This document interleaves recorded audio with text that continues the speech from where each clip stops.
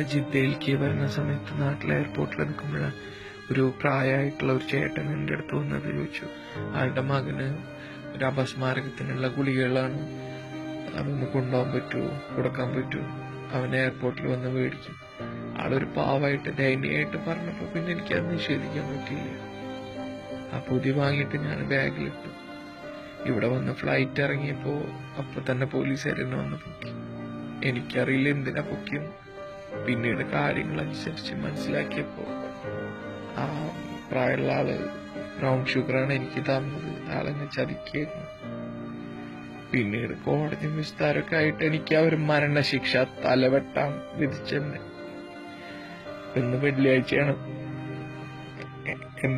എന്നെ കൊല്ലാൻ കൊണ്ടുപോകുന്ന ദിവസമാണ്, എന്റെ തല വെട്ടാൻ പോകുന്ന ദിവസം.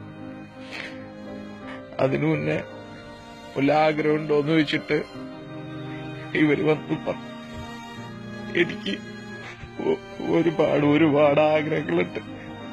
ഇതുവരെ കാണാത്ത എന്റെ മോനൊന്ന് കാണണം.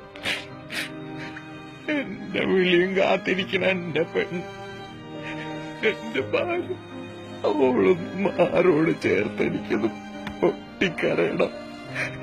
എന്റെ ഉമ്മാനൊന്ന് കാണണം. എനിക്കിത് കാണിച്ചു തരുമോ? എങ്ങനെ അവർക്ക് കാണിക്കാൻ പറ്റില്ല.